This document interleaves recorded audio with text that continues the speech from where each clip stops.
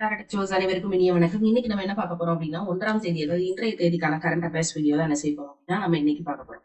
So முதல் நம்ம பார்க்கக்கூடிய நியூஸ் என்ன அப்படின்னு பாத்தீங்கன்னா 92 வயதான பியா மீண்டும் உலகின் வயதான ஜனாதிபதி ஆனார் அப்படின்னு கொடுத்திருக்காங்க. இந்த பியாங்கிறது யாரு அப்படின்னு பாத்தீங்கன்னா இவர் வந்து கேமரூன் இருக்கு இல்லையா, கேமரூன் அந்த நாட்டை சேர்ந்தவர். கேமரூன் நாட்டினுடைய அதிபரான பால் பியா தான் மீண்டும் அதிபர் தேர்தலில் வெற்றி பெற்று உலகின் வயதான அரசு தலைவரானார் அப்படின்னு கொடுத்திருக்காங்க.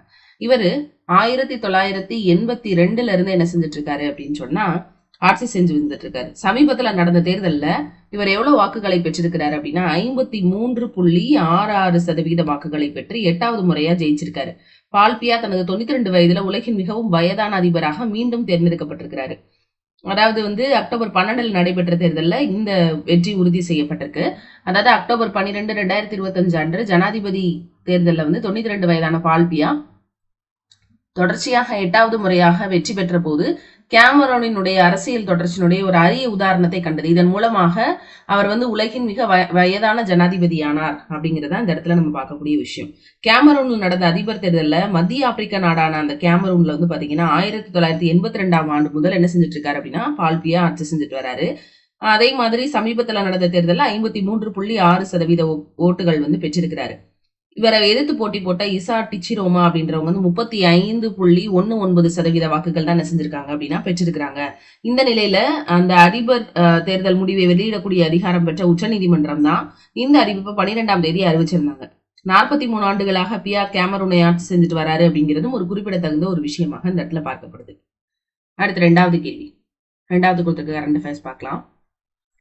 ரஃபேல் ஜெட் விமானத்தில் பறந்த முதல் குடியரசுத் தலைவரானார் ஜனாதிபதி முர்மு அப்படின்னு கொடுத்திருக்காங்க. ரஃபேல் நம்ம பார்த்திருப்போம், சரிங்களா? எங்க பார்த்திருப்போம்?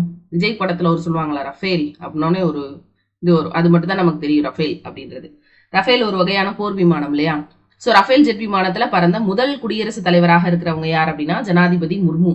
2025 அக்டோபர் 29 அன்னைக்கு ஹரியானாவினுடைய அம்பாலா விமானப்படை நிலையத்திலிருந்து ரஃபேல் போர் விமானத்துல கிட்டத்தட்ட 30 நிமிட விமான பயணத்தை மேற்கொண்டு ஒரு சிறப்பு மிக்க சாதனை படைச்சிருக்கிறாங்க. யார் அப்படின்னா நம்ம ஜனாதிபதி முர்மு. எதிரி படைகளுக்கெல்லாம் சிம்ம சொப்பனமாக விளங்கக்கூடிய இந்திய விமானப்படையினுடைய ரஃபேல் போர் விமானத்துலதான் இவங்க பறந்திருக்கிறாங்க. அதாவது வந்து குடியரசுத் தலைவர் முர்மு வந்து அக்டோபர் 29ஆம் தேதி ஹரியானால இருக்கக்கூடிய அம்பாலாக்கு போறாங்க. அங்கே அவங்க வந்து ரஃபேல் விமானத்துல பயணம் செய்வார் அப்படின்னு குறிப்பிடப்பட்டிருந்துச்சு. அதன்படி பாத்தீங்கன்னா அங்க வந்து விமானத்துல ஏறி சில விமானப்படை அதிகாரிகளும் அவரோட இருந்திருப்பாங்க. அப்ப அந்த ரஃபேல் படை விமானம் அந்த போர் விமானத்துல அவங்க வந்து பயணிச்சிருப்பாங்க. சோ வந்து கிட்டத்தட்ட ஒரு 30 நிமிட பயணம். கடந்த ஏப்ரல் 8 அன்னைக்கு 2023 அசாம் மாநிலத்தினுடைய தேஸ்பூர் விமானப்படை தளத்திலிருந்து சுகோய் 30 MK அந்த போர் விமானத்துல குடியரசுத் தலைவர் திரௌபதி முர்மு பயணம் செஞ்சிருக்காங்க. அப்போது தேஷ்பூர் விமானப்பட நிலையத்திலிருந்து 30 நிமிடங்கள் வான்வழி பயணத்தை மேற்கொண்ட முர்மு இமயமலை, பிரம்மபுத்திரா நதி மற்றும் தேஷ்பூர் பள்ளத்தாக்கு மேல பறந்திருந்தாங்க.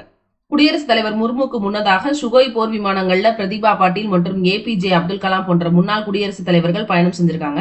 தற்போது இந்த பயணத்தின் மூலமாக ரஃபேல் போர் விமானத்துல பறந்த முதல் குடியரசுத் தலைவர். அப்ப சுகோயில பறந்திருக்காங்க யாரு? பிரதிபா பாட்டீல், APJ அப்துல் கலாம் ஐயா அவங்க. அதுக்கு அடுத்ததா யாரு? திரௌபதி முர்மு அவங்களும் பறந்திருக்காங்க. அப்ப முர்மு அதுக்கு முன்னாடி எங்க போயிருந்தாங்க அப்படின்னு பாத்தீங்கன்னா எங்க போயிருந்தாங்க அதுக்கு முன்னாடி அப்படின்னா தேஷ்பூர் விமானப்படை நிலையத்துல இருந்து போவாங்க. MK அதாவது 30 MK ஐல வந்து போயிருப்பாங்க. சோ அதுக்கப்புறம் அந்த டைம்ல இமயமலை, பிரம்மபுத்திரா, தேஷ்பூர் பள்ளத்தாக்கு மேல எல்லாம் பறந்திருப்பாங்க. இந்த தடவை அவங்க பயணம் செய்தது எங்க அப்படின்னு பாத்தீங்கன்னா ஹரியானாவினுடைய அம்பாலா விமானப்படை நிலையத்துல இருந்து என்ன செஞ்சிருக்காங்கன்னா பறந்திருக்காங்க. இந்த தடவை அவங்க போனது சுகோய் கிடையாது, ரஃபேல். சோ இந்த விஷயங்கள் மூலமாக ரஃபேல் போர் விமானத்துல பறந்த முதல் குடியரசுத் தலைவர் அப்படின்ற பெருமையை முர்மு பெற்றிருக்கிறாங்க. முதல்ல இந்த பயணம் வந்து அக்டோபர் 18 தான் வைக்கிறதா இருந்துச்சு. அதுக்கப்புறம் சில காரணங்களால இந்த தினம் அப்படின்றது தள்ளி வைக்கப்பட்டிருந்துச்சு. சரி, இந்த ரஃபேல் போர் விமானத்தினுடைய சிறப்புகள் நம்ம இதை மட்டும் தான் பார்க்க போறோமானா இல்ல. ரஃபேல் வந்து ஜெட் வந்து 4.5 அதாவது தலைமுறை போர் விமானமாக கருதப்படுது. இது எதிரிகளை அழிக்கக்கூடிய ஒப்பிட முடியாத ஆயுத அமைப்புகளையும் பல்வகையான சென்சார்களையும் கொண்டது. எதிரி நாடுகள் வைத்திருக்கக்கூடிய ரேடார்களோட கண்ல எங்கேயுமே சிக்காது. தாக்குதல் நடத்துறதுல ரஃபேல் போர் விமானங்கள் தன்னிகரற்றவையாக இருக்குது. சுமார் 300 கிலோமீட்டருக்கும் அதிகமான தூரத்துல இருக்கக்கூடிய இலக்குகளை தன் வரம்பிலிருந்து தாக்கும் வல்லமையை இந்த ரஃபேல் வந்து வெற்றிருக்கு. பிரான்ஸ் நாட்டினுடைய டசால்ட் ஏவியேஷன் நிறுவனத்தில இருந்து தான் நம்ம ரஃபேல வந்து வாங்குறோம். கடந்த 2020 இந்திய விமானப்படையில இணைக்கப்பட்டுச்சு. சரிங்களா? தற்போது விமானப்படையில எத்தனை ரஃபேல் இருக்கு அப்படின்னா 36 ரஃபேல் இருக்கு. ஒரு ஆஸ்பிரண்டா நம்ம எல்லாரும் தெரிஞ்சு வச்சுக்க வேண்டிய விஷயம்.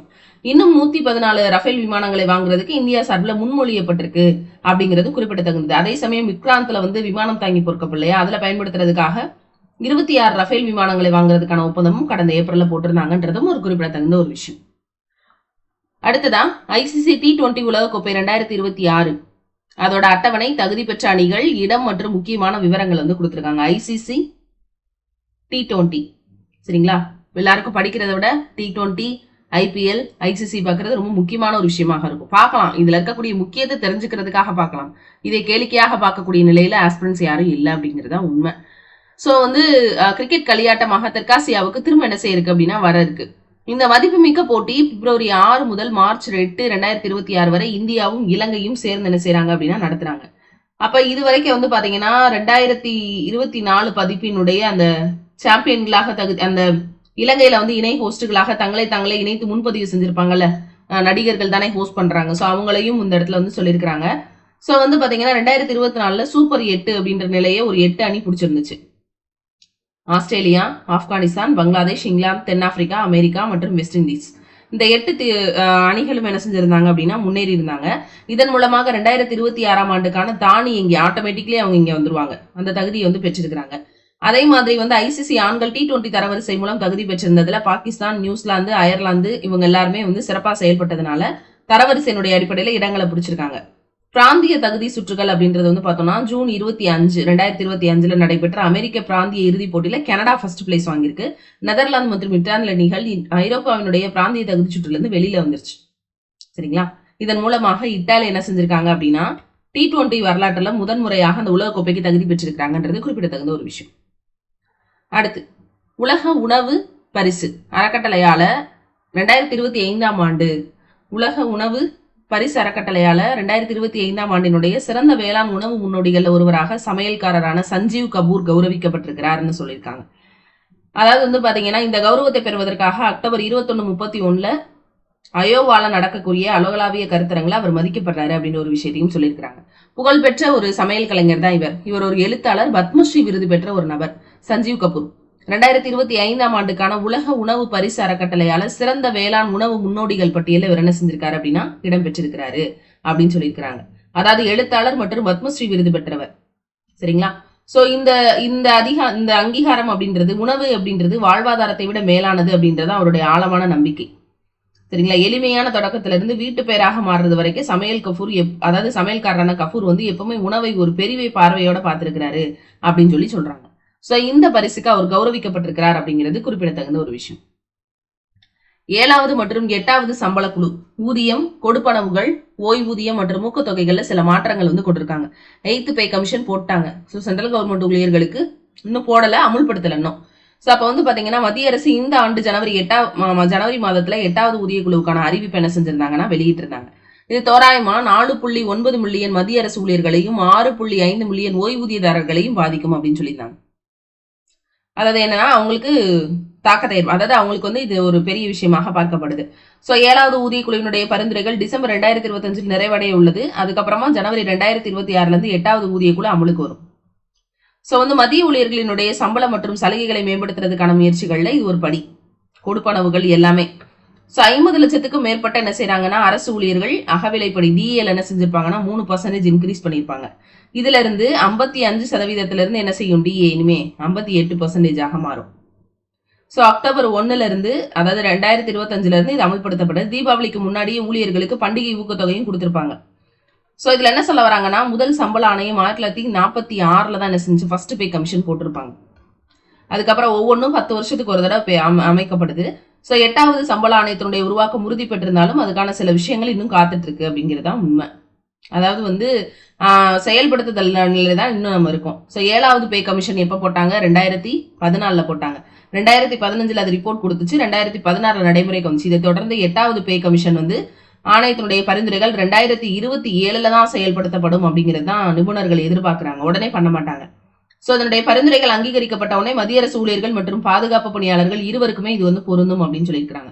அதாவது குறைந்தபட்ச அடிப்படை சம்பளம் மாதத்துக்கு 18,000 இருந்து என்னவா மாறும் அப்படின்னா 26,000 மாறும். சரியா? அகவிலைப்படி ஏறுறது, இந்த மாதிரி விஷயங்கள்லாம் பொறுத்து இந்த உயர்வு அப்படின்றது மாறுபடலாம். இதனுடைய நோக்கம் என்ன? 8th பே கமிஷனுடைய நோக்கம் என்ன அப்படின்னா, தற்போதைய வாழ்க்கை செலவுகளுக்கு ஏற்ப அடிப்படை ஊதிய அமைப்பு மாற்றி அமைக்கப்படுறது, டிஏ சரிசமைக்கப்படுறது, சரியாக மாற்றப்படுறது, வீடு வாடகை கொடுக்கிறது HRR மற்றும் பயண கொடுப்பளவு டிஏ, இதெல்லாம் திருத்தங்கள் ஏற்படுறது, ஓய்வு பெற்றவர்களுக்கான ஓய்வூதிய அமைப்பு, இதெல்லாமே சேர்ந்துதான். இதெல்லாம் பொருளாதாரத்துல ஒரு பரந்த தாக்கத்தை ஏற்படுத்தும் அப்படின்னு சொல்லியிருக்காங்க. அடுத்து 40 மோசமான AQI நகரங்கள் அகில இந்திய டெல்லி முதல் 10 இடங்கள்ல இல்ல அப்படின்னு. அதாவது என்ன அர்த்தம் அப்படின்னா, அக்டோபர் 30, 2025 நிலவரப்படி உலகினுடைய மோசமான காற்றுத்தரை குறியீடை கொண்டிருக்கக்கூடிய முதல் 40 நகரங்கள்ல அனைத்துமே இந்திய நகரங்கள் அப்படிங்கறதா உண்மை. ஃபர்ஸ்ட் 40 பிளேஸ்மே இந்தியன் சிட்டிஸ் தான். சரிங்களா? இது உலகின் மோசமான காற்றுத்தர குறியீடை கொண்ட முதல் 40 நகரங்கள்ல எல்லாமே இந்திய நகரம். இருந்தாலும் டெல்லி இந்த பட்டியல்ல இல்ல. எந்த பட்டியல? இந்த பட்டியல இருக்கு, ஆனா மொதல் 10 ரேங்க்குள்ள இல்ல அப்படிங்கறதா உண்மை. இந்த தரவரிசை பட்டியல்ல ராஜஸ்தான்ல இருக்கக்கூடிய ஸ்ரீகங்கா நகர் தான் 830 AQI பெற்று மிக மோசமான நிலைமையில இருக்கு. அப்ப டெல்லி எத்தனாவது பிளேஸ்ல இருக்கு அப்படின்னா 13வது பிளேஸ்ல இருக்கு. சரிங்களா? அப்ப முதல்ல காற்றுத்தர வரிசையில முதல்ல பாதிக்கப்பட்டிருக்கக்கூடிய நகரமாக இருக்கிறது ராஜஸ்தானுடைய ஸ்ரீகங்கா நகர், 830 AQI. டெல்லி பாத்தீங்கன்னா 13வது இடத்துல இருக்கு. முதல் 10 இடங்கள்ல டெல்லி இல்லன்னு சொல்றாங்க. டெல்லியில தான் காற்று மாசுபாடு சொன்னாங்களோ, ஆனால் டெல்லி என்னது 13வது பிளேஸ்ல தான் இருக்குது. சரிங்களா? இந்தியாவுடைய நிலைமை என்ன அப்படின்னு பாத்தீங்கன்னா, உலகில் இருக்கக்கூடிய மிகவும் மாசுபட்ட 40 நகரங்களுமே இந்தியாவில இருக்கு அப்படிங்கிறதே அது ஒரு பெரிய கவலைக்குரிய விஷயம் தான். சரிங்களா? அதாவது 291 புள்ளிகள்ல என்ன செஞ்சிருக்கு அப்படின்னா டெல்லி இருக்கு.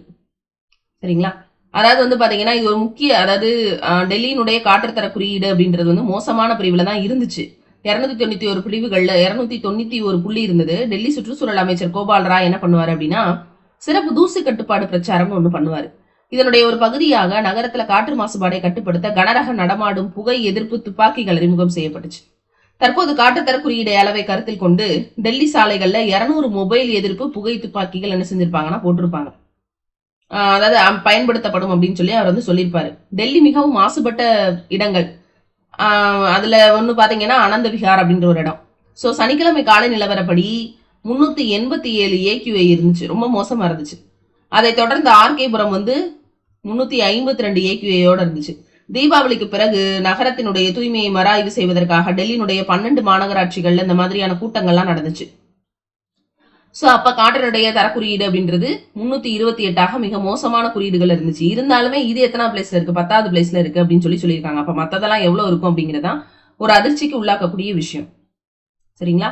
சோ வெள்ளிக்கிழமை தீபாவளிக்கு அடுத்த நாள் பாத்தீங்கன்னா அந்த காற்றுத்தர குறியீடுன்றது 339 மாறி இருந்துச்சு. ஆனா இப்ப சொல்லியிருக்க விஷயம் என்னன்னா, 40 மோசமான காற்றுத்தர குறியீடுகள் இருக்கக்கூடிய நகரங்கள்ல டெல்லி 13வது பிளேஸ்ல இருக்கு. ஃபர்ஸ்ட் பிளேஸ்ல இருக்கக்கூடிய நகரம் எது? முதல் பிளேஸ்ல ராஜஸ்தானுடைய ஸ்ரீகங்கா நகர் இருக்கு அப்படிங்கறதுதான் உண்மை.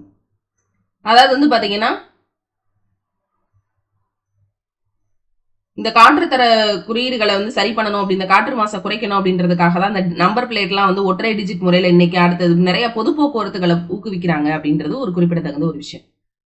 அடுத்து இந்தியாவும் நேபாளமும் எரிசக்தி உறவுகள்ல பெரிய பந்தயம் கட்டுது அப்படின்னு சொல்லியிருக்காங்க. அக்டோபர் 2025 இந்தியாவும் நேபாளமும் 2 புதிய 400 kV அதாவது கிலோவாட் எல்லை தாண்டி மின் பரிமாற்றங்கள் திட்டத்தை உருவாக்குறதை நோக்கமாக கொண்டிருக்கு அப்படிங்கிறத சொல்லியிருக்காங்க. அதாவது மின் பரிமாற்றம் மற்றும் எரிசக்தி துறையில ஒத்துழைப்பு தொடர்பாக இந்தியா நேபாளம் இடையே 2 ஒப்பந்தங்கள் கையெழுத்தாயிருந்து. நம்ம அண்டை நாடான நேபாளத்துல எரிசக்தி, நீர்வளம், நீர்ப்பாசனம் இதுல பாத்தீங்கன்னா நீர்ப்பாசன அமைச்சர் குல்மான் சிசிங் அரசுமுறை பயணமாக புதுடெல்லிக்கு என்ன செஞ்சிருந்தாரு அப்படின்னா வந்திருக்காரு. யாரு? நேபாளத்தினுடைய பிரதமர். சரி, நேபாளத்தினுடைய நீர்ப்பாசன அமைச்சர் வந்திருக்கிறாரு. அவரோட மத்திய மின்சாரம் மற்றும் வீட்டு வசதி நகர்ப்புற விவகாரத்துறை அமைச்சரான மனோகர் லால் சந்தித்து பேசினாரு. 2 நாடுகளுக்கு முடியல ஒப்பந்தம் கையெழுத்தாகுது. சோ நீண்ட காலமாக பேச்சுவார்த்தை மின் பரிமாற்றத்துக்கு நடந்துகிட்டே இருக்கு. ஏன்னா மின் பரிமாற்றம், மின் கசிவெல்லாம் ஏற்படும், மின்காந்த பாயம்லாம் நம்ம படிச்சிருப்போம். சோ அதை செயல்படுத்தக்கூடிய வகையில உயர்திறன் கொண்ட மின் பரிமாற்ற வழித்தடங்களை 2 நாடுகளுக்கு முடியல உருவாக்குறது தொடர்பான ஒப்பந்தம் கையெழுத்தாகும். மத்திய அரசு நிறுவனம், இந்தியாவில் இருக்கக்கூடிய ஒரு மத்திய அரசு நிறுவனமும் நேபாளத்தில் இருக்கக்கூடிய நிறுவனம் இந்த பணியில ஈடுபடுத்தப்படும் சொல்லியிருக்காங்க. பீகாரினுடைய நியூ புர்னியா, நேபாளத்தினுடைய இனருவா மற்றும் ஊபியினுடைய பரேலி, நேபாளத்தினுடைய தோதோரா இடையில இந்த மின் பரிமாற்ற திட்டம் செயல்படுத்தப்படுறதுக்கு முடிவு செஞ்சிருக்காங்க. இதற்கான திட்டங்கள் நிறைவடைஞ்ச உடனே 2 நாடுகளுக்கும் இடையில மின்சாரத்துக்கு அந்த வர்த்தகம்ன்றது கணிசமான அளவுல நடக்கும் அப்படின்றதும் சொல்லியிருக்காங்க. எல்லை தாண்டிய கொடுப்பனவுகள்ல புவிசார் அரசியல் அபாயங்கள் மற்றும் டிஜிட்டல் மாற்றம். அதாவது இந்திய ரிசர்வ் வங்கி அக்டோபர் 29, 2025 அன்னைக்கு இந்தியாவினுடைய சர்வதேச பணம் அனுப்பு முறை, எல்லை தாண்டி பணம் அனுப்பக்கூடிய அந்த கட்டமைப்புக்கு சீர்திருத்தங்களை சொல்லி ஒரு சுற்றறிக்கையும் வெளியிட்டிருந்தாங்க. இது பாத்தீங்கன்னா ஒரு பெரிய அளவுல பேசப்பட்டுச்சு. எல்லை தாண்டிய கொடுப்புகள்ல புவிசார் அரசியல் அபாயங்கள், டிஜிட்டல் மயமாக்கல்ல ஏற்படக்கூடிய மாற்றங்கள், தொழில்நுட்பத்தினுடைய பங்கு, இது எல்லாத்தையுமே ரொம்ப முக்கியமா பார்க்கணும் அப்படின்ற மாதிரி விஷயங்கள் இந்த இடத்துல பேசப்பட்டுச்சு.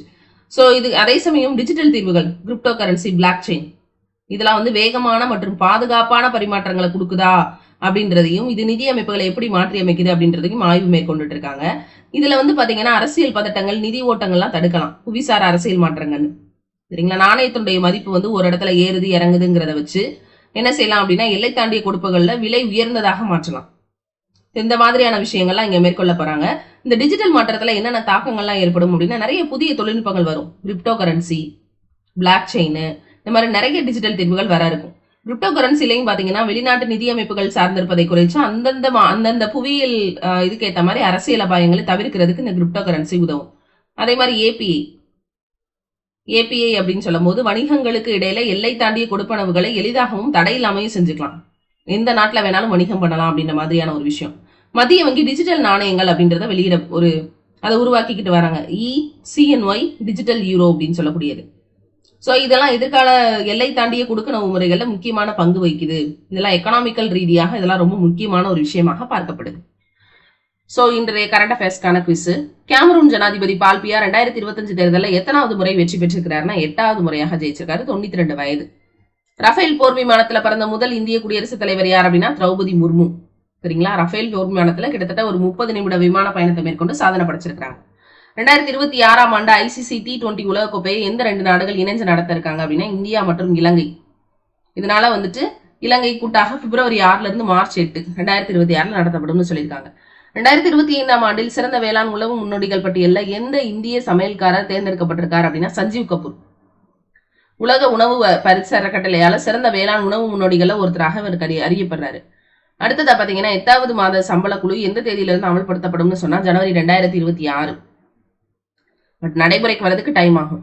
சுமார் 49 லட்சம் ஊழியர்களையும் 65 லட்சம் ஓய்வூதியர்களையும் இது பாதிக்குது. 2025 அக்டோபர் 30ஆம் தேதி AQA அறிக்கையின்படி உலகிலேயே மிகவும் மாசுபட்ட நகரமாக ஸ்ரீகங்கா நகர் இருக்கு. 40 இந்திய நகரங்கள் இந்தியால பரவலாக்கப்பட்ட மற்றும் கடுமையான தேசிய நெருக்கடியை சந்திக்குது அப்படின்னு சொல்லியிருக்காங்க. இந்தியாவுக்கும் நேபாளத்துக்கு இடையிலான எரிசக்தி ஒப்பந்தத்திற்காக கையெழுத்திட்ட மின்மாற்ற கோடுகள் எந்த மின்னழுத்த கிலோவாட் திறன்ல இருக்கும் அப்படின்னா 400 கிலோவாட்ல இருக்கும். வெளிநாட்டு பண பரிமாற்றங்களுக்கான ரிசர்வ் வங்கி எப்போது ஒரே நாள் கடனை கட்டாயமாக்குச்சுன்னா அந்நிய செலாவணி சந்தை நேரங்கள்ல ஏற்பட்டுச்சு அப்படின்னு சொல்லியிருக்காங்க. ஃபாரின் எக்ஸ்சேஞ்ச்ல நடந்துச்சு. இது தொடர்பான ஒன்லைனரும் இங்க இருக்கு. இந்த கரண்ட் அஃபேர்ஸ்க்கான PDF நம்மளோட யூடியூப்ல இருக்கக்கூடிய இந்த வீடியோக்கு கீழே டிஸ்கிரிப்ஷன்ல வாட்ஸ்அப் லிங்க் இருக்கும். ஸோ அதுல ஜாயின் பண்றவங்களுக்கு உங்களுக்கு என்ன செய்வோம் அப்படின்னா இந்த கரண்ட் அஃபேர்ஸ்க்கான PDF நீங்க பெற்றுக்கொள்ளலாம். நன்றி.